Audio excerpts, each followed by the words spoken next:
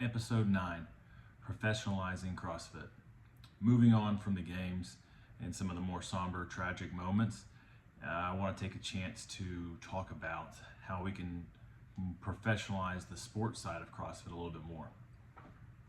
This conversation will be a little bit more lighthearted, a lot of ideas, some open discussion, and a few tidbits that we've picked up along the way and can put together. I'm going to try to provide some fresh ideas that I've come up with and touch on some small tweaks and adjustments that we can make to the existing structures. Goal here is to have a benefit for all parties, the CrossFit headquarters, the athletes, the community. Try to touch on a little bit of everything. No one system is going to be perfect. Like I've said previously, we have to tailor things a little bit for CrossFit specifically. Some of the aspects I'm going to talk about and speak about are speculation due to a lot of the information not being available in regards to finances and just other aspects that we don't know the exact details of. Either way, I'm going to try to make these subjects relatable and understandable for all the parties involved and everybody that we're discussing. The best option and scheme that you can come up with that I've been able to see some people talk about and also think about is more of a model that the PGA follows for golf and golfers involved. Professional golfers play in tournaments throughout the season. Their season roughly lasts about 7 to 8 months. During that season, you'll see a priority on the 4 majors, but there's also other big tournaments during the season and plenty of opportunities for a large level and plethora of competitors on different parts in their careers. Different pieces of the season allow for the different levels of the PGA Tour. They have the Corn Ferry Tour and stuff like that. That's not, I want to say a minor league, but a lower level. The first thing I think we should talk about is season structure. I think that it should proceed with the Open like normal, 3 weeks, and going directly into quarterfinals. So you'll have a 3-week Open. The following week, you'll have team quarterfinals. 4 days to do 4 workouts rather than the 6 days that they allow now. I just think that shortening it's a little bit better, as still make it, Friday, Saturday, Sunday, Monday if you need. You can move those dates around some. Then the following this week with the individual quarterfinals, same thing there. 4 days, 4 workouts, allows plenty of time to get everything done that needs to be done. This is probably a simpler part of the season. Nothing crazy, nothing huge changes from the years past. You can make an argument to have the individuals before the teams. They've done it both ways in the last few years. This last year, it was team quarterfinals before individual quarterfinals. But it was a couple of weeks later. This would be directly following, all with the idea of condensing certain parts of the season. Now, you can make the argument, like I said, to switch these, but with the examples they used last year and the examples from the years before, I think that this is a better trend of going team than individual. Next up, the biggest adjustment I'd say one of the biggest adjustments would be increasing the prize money for semis. Ideally, without taking away from the games purse, which is possible, the funds would have to come from somewhere. Ticket sales, registration, vendors, sponsors. I'll cover this very shortly. But the semifinals themselves, especially the North American semifinals, Europe, Oceania, they're packed with high caliber athletes fighting for spots. It's become very talented, and amongst the field, it's a tight race, and a lot of good people do miss out from time to time. These events themselves have become spectacles online, in person somewhat, especially in Europe and Oceania. The prizes for these going to the games isn't enough. There's more on the table to give, but there's also a lot on the table for the athletes. Their season comes down to advancing from these semifinals and not. And at the end of this competition, they've taken on a more elite level than even some of the big off-season competitions like Wadapalooza and Rogue. The field they're going against is very tight, and they're giving a marginally small prize for a lot of work. So I think that should be just easily increased. I would start by just doubling the purses, even though I don't think that would be enough. It would be a step in the right direction. Next, we're going to talk about how we would generate that additional money to give to athletes during semifinals. these events are run a lot like Wadapalooza and other big comps. Like Granite Games, the one year they hosted a semifinal, I believe, or one of the years they hosted it, they had another comp going on at the same time as part of it with a lot of different levels of competitors. They didn't have just the semifinal level athletes trying to qualify. They had skilled athletes in other divisions going on at the same time. This would allow for more invitations to be sent out, other divisions competing at the same venue. I believe it would increase enrollment, it would increase spectators, and make it more of a community event, which is important here because the spectators and participation in a couple of the North American semifinals was not great last year, to say the least. And this, I feel like, would help additionally support those athletes and involve the community directly with more of their participants and people showing up. I think that you could also include the masters and teams, the age group divisions, in these semifinal processes. It makes sense for all parties. If it does, you could simply just poll the competitors from the age group of divisions that just finished their games recently and ask them if this would be something that they would want to do. Would it be more beneficial for them to participate in person versus doing an online competition? I think that answer alone can give you some insight and give you their perspective at least. You do have to make a decision though to include them or not pretty quickly. You could also include RX divisions and scaled athletes performing the same workouts or similar workouts or just modified versions. I think plenty of people would be eager to compete on the same floor and attempt the same or similar workouts as the athletes that are competing to make spots to the games. Also, with the semis, they would be overseen by CrossFit directly, kind of like they have been in the past. The programming will be the same throughout all weekends, so no change there. I think that that's just the best process to go through. I know there's arguments for the other side of that, but I think that the fair programming, at least extremely similar. There are some circumstances based off venue, but normally the restrictions and the workouts are very, very similar. And there's going to be a reason for that also as we go on. One special exception, and I think this is a pretty good idea, is that I think that there should be special invites for the games athletes from the previous year. So if you were a games athlete in the previous year on an individual level, you should automatically qualify for a semifinal and not have to go through the quarterfinal process. I think this gives athletes a chance that had a longer season already, because the games, it pushes your season to 2 to 3 months longer, depending on when you qualified. These athletes would have a chance to still have an off season, do other events, and then still compete in the open. I think that should be a requirement, but they wouldn't have to compete in quarterfinals directly afterwards and can start focusing on training towards semis. This is a small advantage, and they've earned that advantage, having a past experience and accomplishments. Just like a lot of teams get first round buys in playoff structures, this would be kind of that. They should automatically also qualify at the top of the heats for their respective semifinal took place in last year, ahead of all of the quarterfinal qualifiers for these semis. Other big competitions like Rogue, Wadapalooza, Down Under Championship should be part of the season, allowing for more participation and multiple opportunities, athletes to compete at different events throughout the season. They can favor certain athletes, similar to how the games serves one purpose. You could have Rogue serve another purpose, like it does. A lot of people think that Rogue favors power output and stuff like that.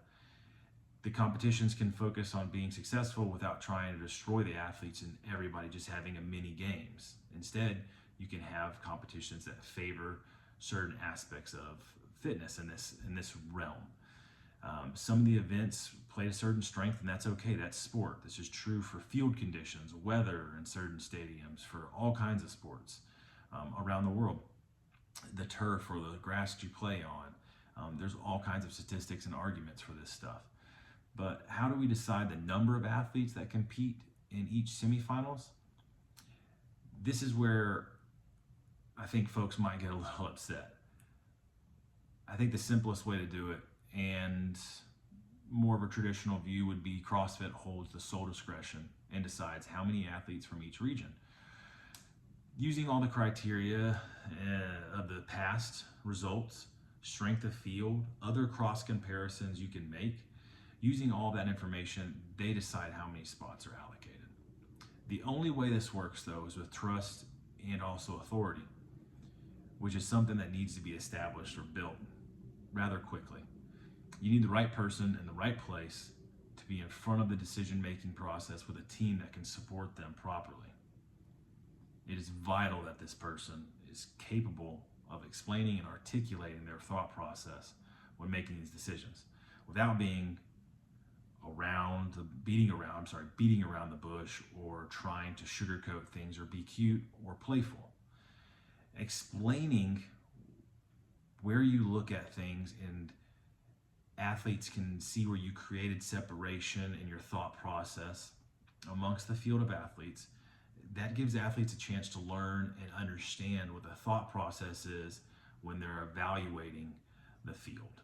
Just like when they're talking about describing workouts, this thought process, this looking behind the curtain would be very helpful for people to feel like everything's not a secret or hidden or not figured out. I think a lot of people have concerns that the workouts are changing constantly or their ideas are changing, and that's why you're not having them revealed beforehand, because it's not the unknown and unknowable, it's the lack of trust that are things changing and adjusting to try to favor certain athletes. And there's a long list of stories and rumors that go around about workouts being adjusted on final days, and that's a whole other story.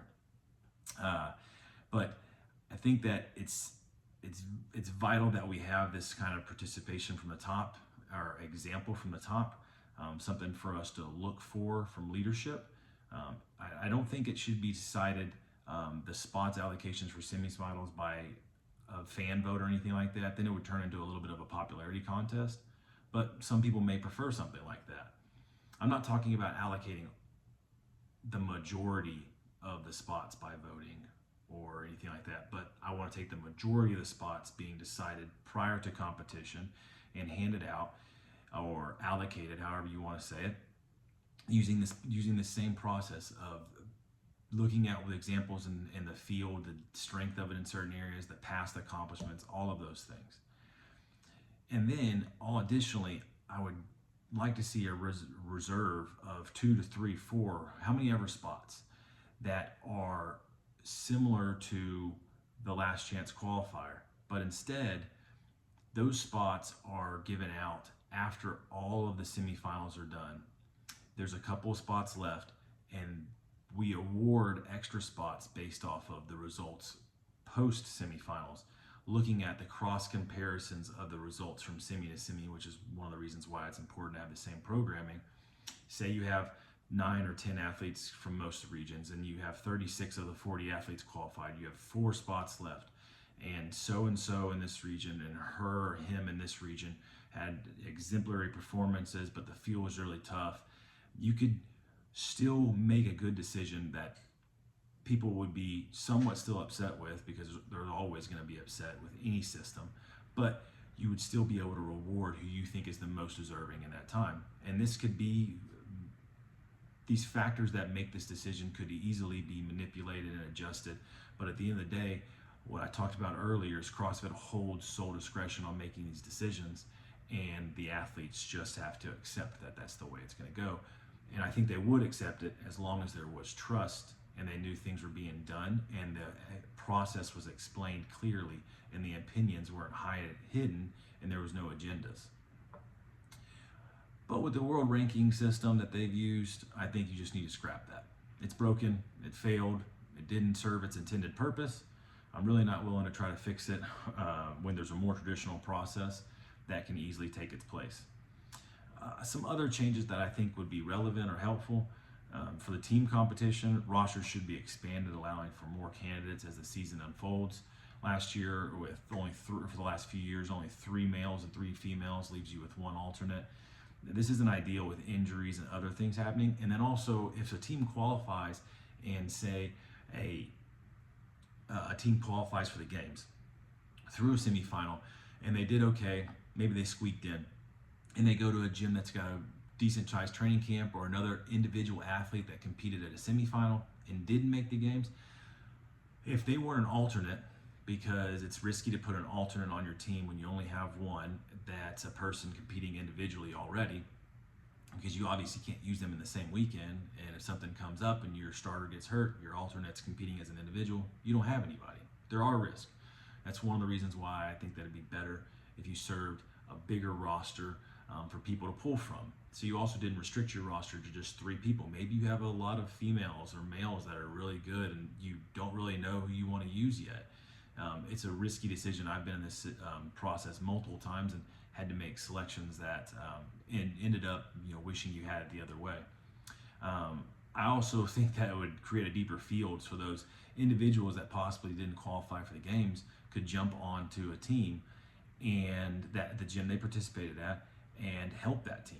The end of the day, the better the teams are, the better the individual field is, the deeper it is, the better the athletes out there, the better for the sport, better for spectators, better for the competition. So one other thing that's probably more of a pipe dream is team trades. I don't know how these would be approved or verified, but man, I've been in some situations where I sure would have liked to trade for somebody else, or traded away somebody for just even a case of your favorite, pre-workout beverage or whatever. Not to dive into that too much, but it'd be pretty cool to see people be able to swap people at certain times of the season, because it is always a risk when you bring people in. Things don't always work out the way you thought. I would be willing to bet that these discussions would be pretty interesting amongst team captains that have dealt with a lot of situations over the past few years. One of the big issues here that I haven't touched on would be Dave's involvement. I think Dave stays involved with the sport team, but in more of an advisory capacity. I know people aren't going to necessarily, everybody's not necessarily going to like this or agree, but I think a new face needs to be brought in to the forefront. Tasked with creating a fresh approach to the athlete relations and build upon the successful aspects of the prior culture, and blending in some new levels of trust for athletes that they can trust and believe in, that everyone can believe in. Think of like a head coach with coordinators underneath them and special advisors and for certain elements of the game. This happens in a lot of sports. I think Dave's involvement still needs to be there, but as far as being the director of the sports team and the one calling all the shots, I don't see that still happening right now. But that's not my decision to make. These are just my suggestions and things that I think would be best for all parties involved. I would love to hear other ideas, expanding upon some of the things I've talked about too, and where I'm missing, and where you could add additional thoughts and details. One of the final things I think that needs to be done is the media team needs to be brought back. Put Savon in charge, probably a little controversial there also, but if you go back to the glory days, you can restore those. Tell the stories that used to be told, the behind the scenes footage, in a way that's honoring the athletes and the community. Savon knows how to do a lot of this. If you've been around for a long time, especially back in the day, I can remember just sitting around on my computer watching videos of Miko Salo working out with no music, listening to these explanations and these ideas, and just watching people train and getting them ideas, and watching Miko do rowing workouts in what basically was a dark closet. The daily.com workouts with videos with athletes and interviews talking about the workouts.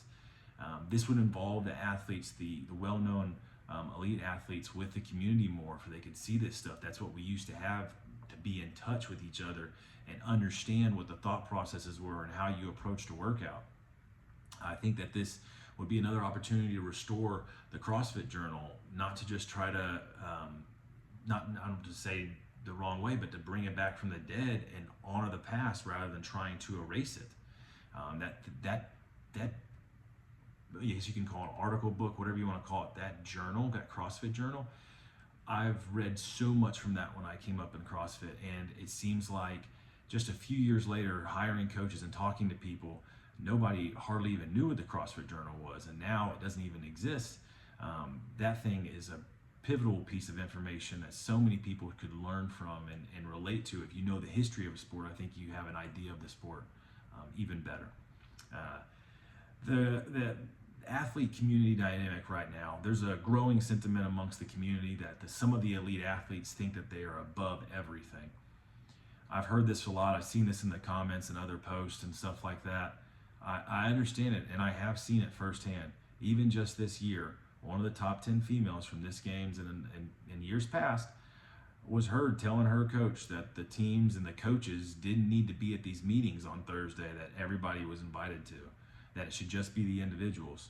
Again, people were emotional in saying things, but this is not the only occasion where you can see some disrespect for other parts of the game, including age division groups, teens, masters, everything involved, volunteers, all kinds of stuff. It's easy to put on a nice face and smile and make posts on Instagram and your other social media acting like you love every aspect and you're so thankful, but yet you're disrespectful behind the scenes. And some of these stories never come out. As long as I've been doing this as a team participant, I find it to be extremely insulting. It's only one small example of the entitlement that some of the athletes exhibit, but I must say I don't think it is necessarily the majority of athletes also. But regardless, it is still a concern when athletes start to think that they're better than others merely because of their ranking on a leaderboard. The community wants to have relationships with athletes, and in the end, we all have more in common than we do different. Additional steps can be made in all these areas to help bridge the gap, while still treating the athletes as professionals, because the athletes do work extremely hard, and they do deserve respect for what they do on the field or the competition floor, and much more outside of that. We can all do a better job creating meaningful relationships, and if they are important to us, then we'll be able to do that even easier. Most of what I've covered here seems plausible, at least to me it does. I hope it does to some of you. I believe if we implemented these things properly, it would go a long way to satisfying the athletes, strengthening the community, and also restoring some of the faith in CrossFit headquarters that is needed for everyone's future moving forward.